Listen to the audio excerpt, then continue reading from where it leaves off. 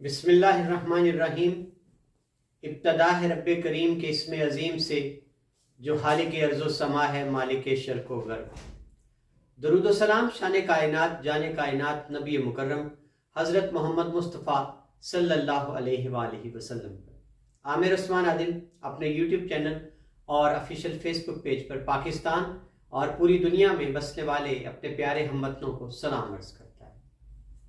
गुजरात का हल्का है सूबाई असम्बली का PP 29 भद्दर कोटला। यहाँ चौधरी लियाकत अली भद्दर बड़े मंजे हुए सियासतदान हैं। मुतवातर कई बार वो MPA मुंतखब होते चले आए हैं। अब उनके घर से, उनकी फैमिली से, उनके ख़ानदान से एक शख्सियत का मौक़िफ़ सामने आया है। उनके भतीजे कैप्टन खालिद बशीर ने अपनी राहें सियासी तौर पर जुदा कर ली हैं। और ये क्या माजरा है, क्या इख्तलाफ हुआ और क्या कमिटमेंट थी जिसका गिला है उनको कि वो पूरी नहीं की गई।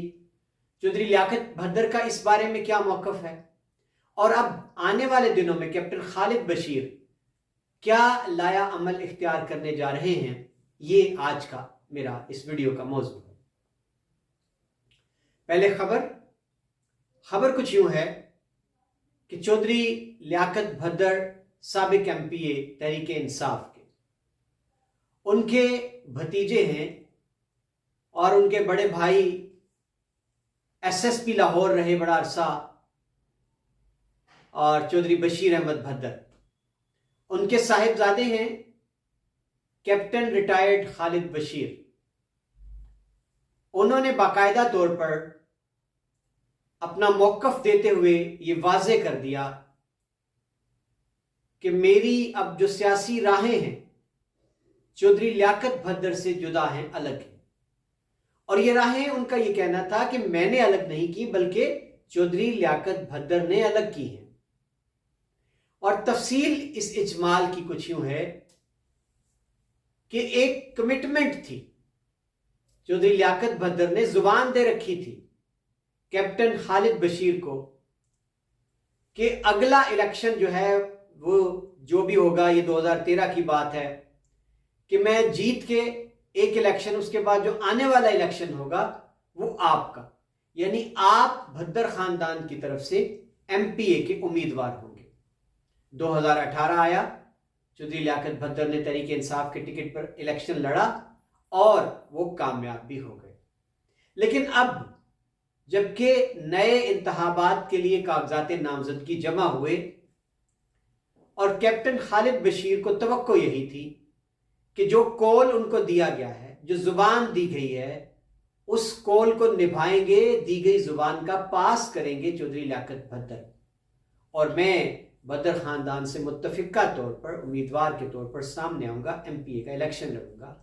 लेकिन ऐसा नहीं हुआ और चौधरी लियाकत भद्दर ने अपने बेटे चौधरी अली लियाकत भद्दर को नामजद कर दिया कि मेरी जगह अब की बार MPA के उम्मीदवार वो होंगे। कैप्टन खालिद बशीर को गिला है कि ये फैसला करने से पहले चचा जान ने मुझसे कोई मशावरत नहीं की, मुझे एतमाद में नहीं लिया, मुझे पूछा तक नहीं। हालांकि जो मेरे साथ कमिटमेंट की गई थी और पिछले 13 साल से मैं इनके साथ मैदान अमल में मौजूद हूं, और अब इस मोड़ पर आके उन्होंने एक बार फिर मुझे पीछे छोड़ दिया और जो कमिटमेंट थी मेरे साथ उसकी इन्होंने अहद शिकनी की। ये जनाब गिला है कैप्टन रिटायर्ड खालिद बशीर का।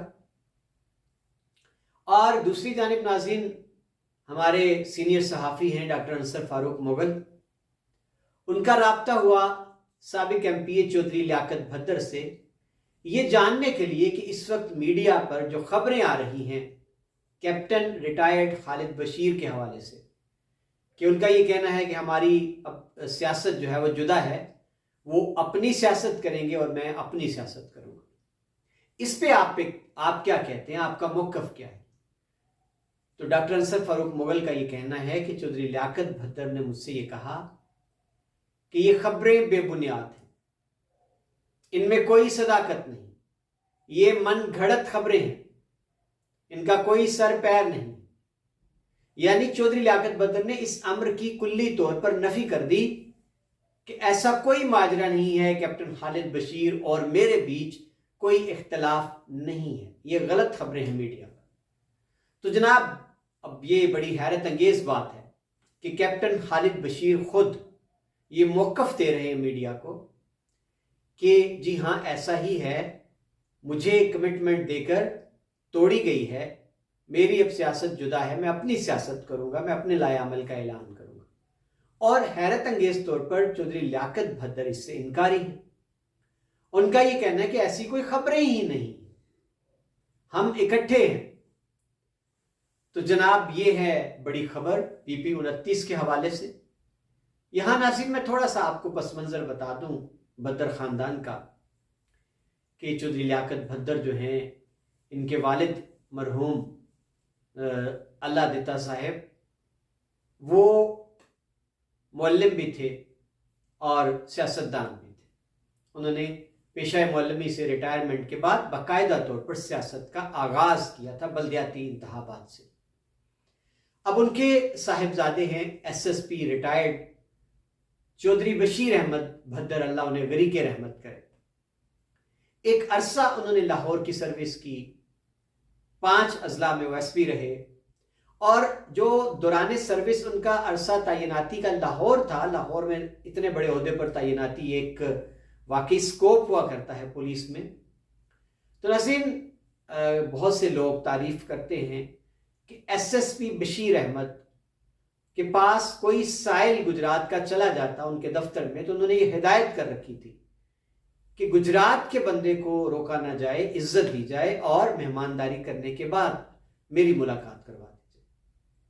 बहुत से लोग हैं जो उनको आज भी दुआएं देते हैं, जिनको SSP बशीर अहमद ने ना सिर्फ उनके के मामलात या मसाइल जो थे वो हल करवाए, बल्कि रोजगार के हवाले से बहुत से गरीबों के बच्चों को SSP बशीर अहमद ने रोजगार दिलवाया, मुख्तलिफ महकमा जात में अपने उस ओहदे मनसब का इस्तेमाल करते हुए।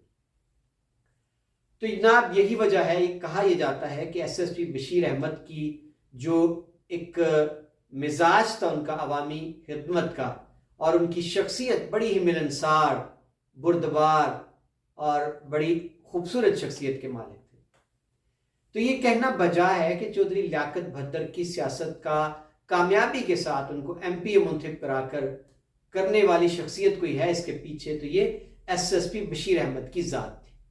और नाज़रीन, मुझे याद है कि मैं ज़माना तालिब इल्मी में था, उस वक्त नया नया हमें सियासत का शौक़ हुआ था, और ये इलेक्शन जो थे शुरू हुए, तो चौधरी लियाकत भद्दर के साथ SSP बशीर अहमद मरहूम हमारे घर भी तशरीफ़ लाए थे इलेक्शन मुहिम के दौरान, और वो एक हमारी मुलाकात थी, बड़ी खूबसूरत, बड़ी खुशाइंद मुलाकात थी।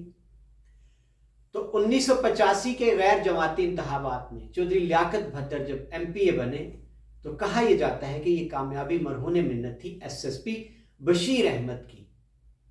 तो उसके बाद खैर जी सियासत का आगाज़ हुआ बाकायदा तौर पर, और SSP बशीर अहमद मरहूम के फर्जंद जो थे चौधरी इफ्तिखार अहमद भद्दर, वो भी बड़ी प्यारी शख्सियत के मालिक थे, बड़ा ठंडा धीमा इंसान और अवामी स्टाइल उनका।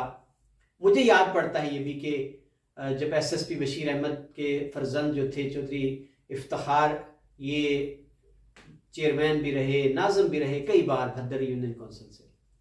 तो अक्सर मैं खुद गवाह हूँ कि कोई काम होता था तो वो कह देते जी कि आप इतने बजे आ जाए डेरे पे, तो जी 10 बजे पहुँचना, और इफ्तिखार भाई ने तैयार होकर घर से निकलना, और पहले से साइल जो भी अपने मसाइल के लिए आए होते थे उनको अपनी गाड़ी में बैठाना, 4, 5, 3 जितने अफराद हैं, और करते करते जी खारियाँ जिसका काम है AC ऑफिस में, DSP के पास, उसके बाद गुजरात चले गए, जिस तरह रूटीन के काम होते हैं, DPO से मिलना है, DC से मिलना है। तो कहा यह जाता है कि भद्दर खानदान की कामयाबी जो है, इसका दारोमदार सारा SSP बशीर अहमद के बाद उनके बेटे चौधरी इफ्तिखार भद्दर, चूंकि वो अवामी थे, गांव में मुकीम थे, लोगों तक उनकी रसाई आसान थी, और हर वक्त वो हमा वक्त लोगों में रहते थे। तो लोगों के काम भी करते थे। चौधरी लियाकत भद्दर साहब के हवाले से तो कहा जाता है कि वो चूँकि उनकी लाहौर बिजनेस भी है, उनका फैक्ट्रियाँ हैं, रिहाइश भी है, तो वो हफ्ते में एक दिन, जिस तरह सियासतदानों का एक आम दस्तूर होता है, एक रूटीन होती है कि वो असम्बली में भी उनको जाना होता है, तो हफ्ते में वो वीकेंड पे हफ्ता इतवार वो अपना डेरा आके करते थे। लेकिन पीछे असल जो था सारा चौधरी इफ्तिखार का था, जिसने उनके वोटर को जोड़ के रखा था, संभाल के रखा। तो जनाब ये वो पस मंजर है जिसकी बुनियाद पर कैप्टन रिटायर्ड खालिद बशीर वो उम्मीदवार थे बाकायदा MPA के, और इससे पहले उनको कहा गया, जिस तरह उनका ये कहना है कि न सिर्फ ये कि मुझे जुबान दी गई थी, और ये जुबान बंद कमरों तक महदूद नहीं थी, बल्कि चौधरी लियाकत भद्दर ने अक्सर अवामी इज्तिमाआत में ये बात कह दी थी कि अगले हमारे उम्मीदवार जो हैं वो कैप्टन खालिद बशीर होंगे। तो जनाब कैप्टन खालिद बशीर का गिला है बिल्कुल कि 13 साल बड़ा अरसा होता है कि अगर वो 13 साल उम्मीदवार बनकर आने वाले दौर के अगर उन्होंने काम किया है, हल्के में रहे हैं, लोगों के काम करवाए हैं, तो फिर उनका हक बनता है। बहरहाल नाज़रीन, सियासत यही कहा जाता है कि सियासत के सीने में दिल नहीं होता, इसके जज्बात नहीं होते, और माजी गवाह है कि इक़्तिदार की खातिर भाई भाई का दुश्मन बना, बाप बेटों का, बेटे बाप के दुश्मन बन गए।